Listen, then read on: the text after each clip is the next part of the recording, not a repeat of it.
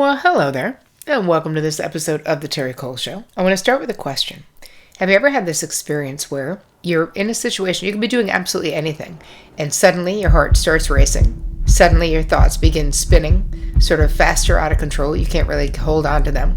It's like 1 minute you're fine, and then the next you're convinced that something terrible is about to happen, even though nothing has actually changed. Well, welcome to anxiety, right? That's what that is. And what anxiety inspires us to do is spiral, right? It like builds on each other. And that is what I'm going to be breaking down today in this episode of the Terri Show. I'm going to be talking about why it happens, what we can do before it happens so that it doesn't turn into a full-blown thing, and what we can do to soothe ourselves after. So before we get into it, hi. If you happen to be new to my YouTube channel, welcome. I'm so glad that you're here. Please make sure you introduce yourself and make sure that you hit the subscribe button and the notification bell so that you get notified every time I roll out new stuff, which is every Tuesday and every Thursday. Thank you for being here. We just had our 10-year anniversary celebration, and I'm just so grateful that you guys keep coming back to watch, which gives me something to do in my life, and I love doing this. So thank you for being here. All right, let's move it on into today's episode. When anxiety spiral hits, how can you hit the brakes before full-blown panic takes over? That's basically what we're going to be talking about in this episode. We've already described what it feels like when you get into the spiral, but I want you to understand that you actually have more control than you think. You just have to get proactive, right? We have to think about these things before they happen. Because when you think about anxiety, what it is and what it isn't, anxiety isn't just being worried per se. It's your nervous system doing something, right? It's your nervous system slamming an alarm bell, and then your body is being flooded with stress hormones, basically preparing you for danger, but it's preparing you for danger that actually isn't there, right? This is why we talk about anxiety disorders, right? If you look at what the CDC, the National Health Statistics reports, November of 2024 found that 1 in 5 people experience anxiety symptoms, right? So that's a lot of people. And here's the kicker, is that anxiety itself feeds on itself. So a lot of times people, therapeutically we call it anticipatory anxiety, where if I had a client who was suffering from anxiety attacks, they would not just be having anxiety about dreaded thoughts about something else. They would be having dreaded thoughts about, I'm going to have an anxiety attack. So it really becomes insidious, where like one anxious thought sort of triggers the physical sensation, right? The racing heart. It could be a tight chest. It could be shallow breathing, which your brain interprets as proof that something is wrong, which creates more anxious thoughts. So do you see how this is like an endless loop? It's like your mind and body are trying to communicate, but the message is getting lost, right? And the message is getting worse and scarier each time it gets passed along. So let's back it up and think about what are the early warning signs, right? Before you're too deep into panic itself, learning to recognize the early symptoms of anxiety is kind of like, it's just being prepared. It's a way that we can be proactive. So, number one, your breathing gets shallow, right? Or your breathing gets fast. Your shoulders can start to sort of creep up by your ears. You can start thinking like, what if this happens or what if that happens? You can feel restless, but still feel like you can't sit still. Your stomach can feel tight or fluttery. You can have a red face. For some people, it's almost like your heartbeat moves up into your face. For me, my heartbeat moves into my ears, and it sounds very loud. Like I almost feel like my whole body is my heartbeat when I'm starting to feel anxious. But here's the thing. When we're at the early stages of this experience, it's possible to catch it, right? If you're not in full-blown panic, but we have to slow down. So there's a few natural things that you might want to do that I'm going to tell you don't do, because they really won't help. So one is you're not going to think your way out of this experience, right? That being clever isn't it. Don't fight the feelings. Don't tell yourself just to relax, because that doesn't work. And you can't avoid everything that might trigger anxiety, even though this is a very common outcome for people where they're trying to avoid the people, places, and things. But, you want to be able to live your life, and we want to stop catastrophizing, right, about having anxiety. Because again, this is the anticipatory anxiety about the anxiety that I was talking about before, where now it's like, now I'm anxious about being anxious, basically. So we're going to try to avoid those things. What helps, even though they might be counterintuitive, just acknowledging what happens, what is happening for you right in that moment, can be super powerful. Even if it's just simple. I notice I'm feeling anxious. Okay. Recognition, no judgment, right? We don't want, no narrative on what's happening and why, whether it should be happening or shouldn't be happening.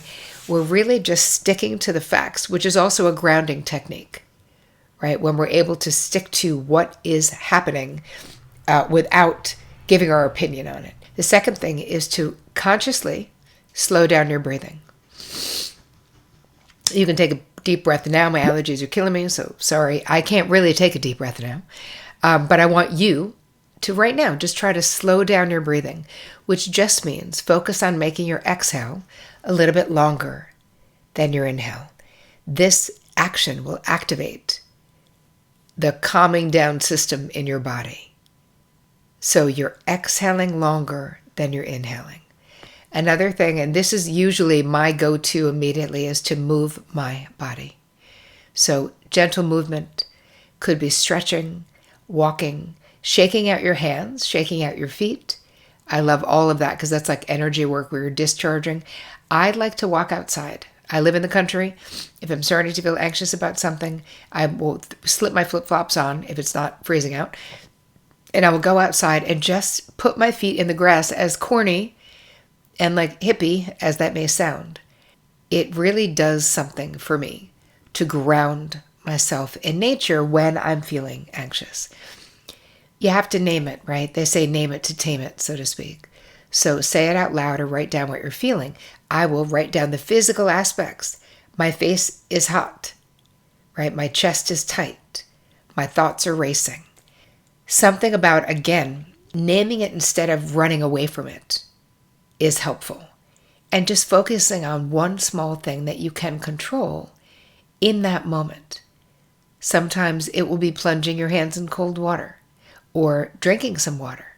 It could be texting a friend, or like I said before, stepping outside. So just focus on one thing that you could do. It also helps me to talk. A lot of times I'll call my sister. Sometimes I'll tell her I'm anxious. Other times I'll ask her a stupid question about the new throw rug that she got for her bathroom.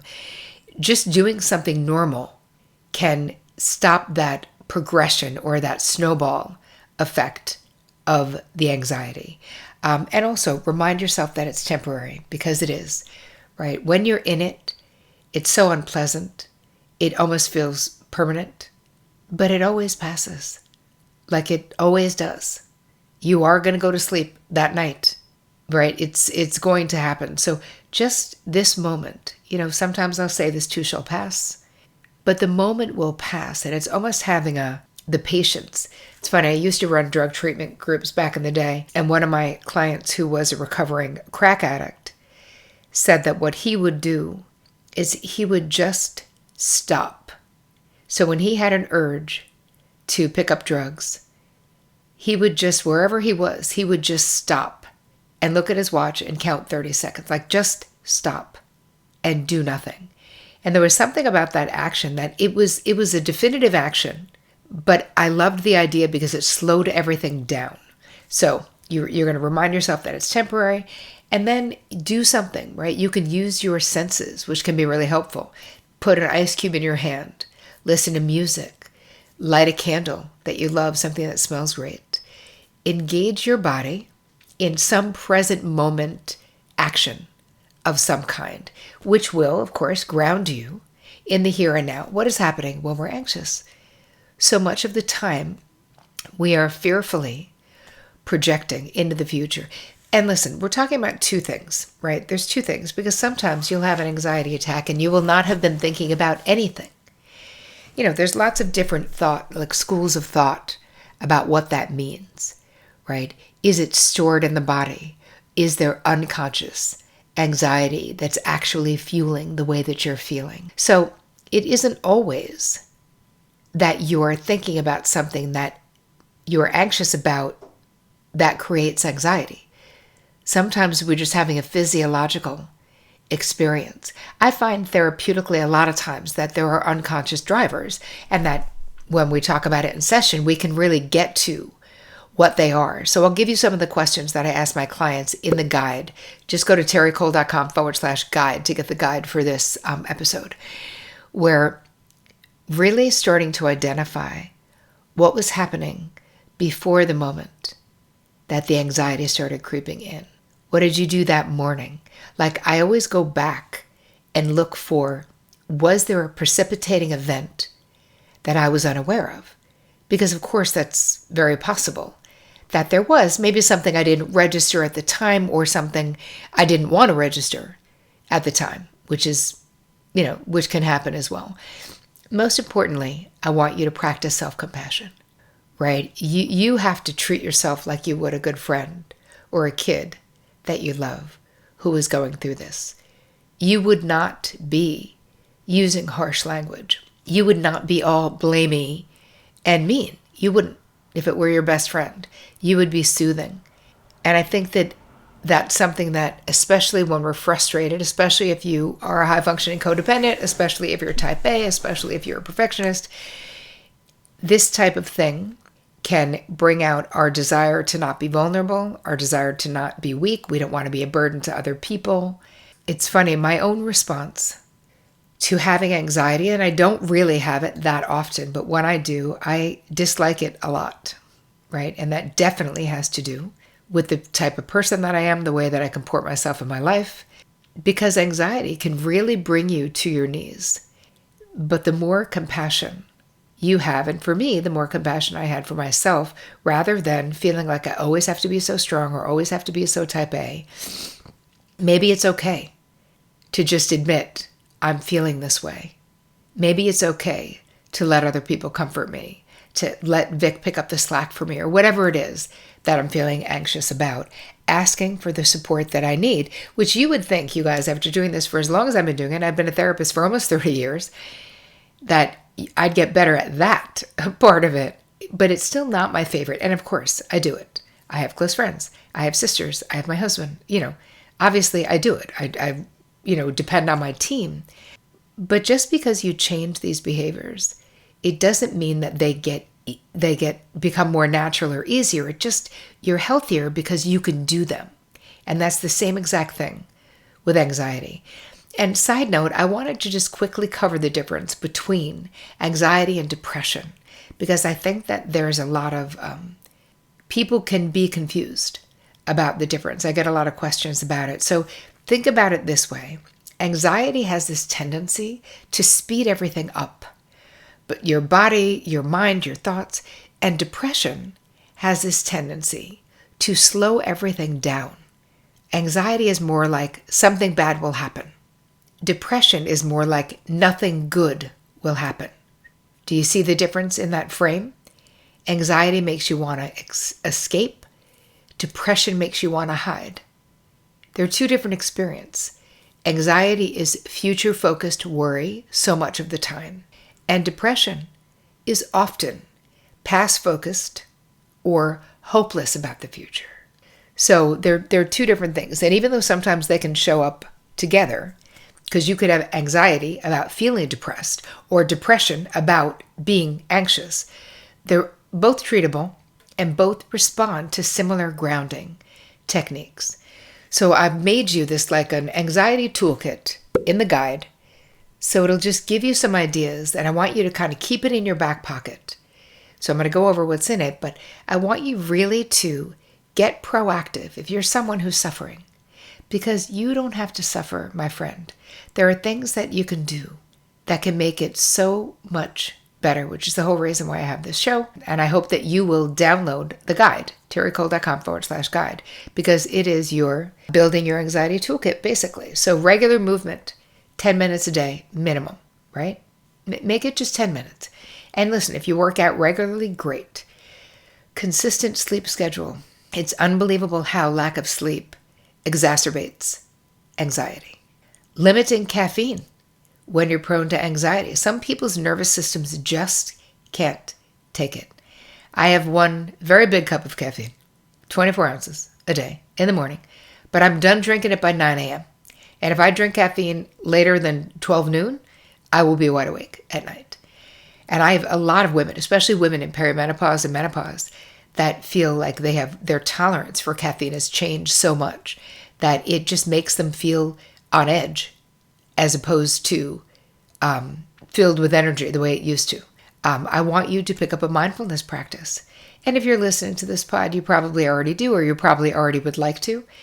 Even 5 minutes a day of something. Guided meditation, mind dump journaling. There's lots of things that you can do, but all of this stuff is basically your way of being proactive. Because if we do these things regularly, we are stopping anxiety from accumulating, like in our bodies. Part of why working out for me is so important. And yes, it's for my physical health. Yes, it is. But the things I love to do are things that get a lot of energy out, like jumping on a trampoline or kickboxing or even Zumba. Also hiking and outside and walking. But it's like I'm discharging the energy so that I'm starting the day where even if there's some accumulation of anxiety, for me, working out helps me to not have that anxiety spill over into other things because I've already done something that mitigates the anxiety itself.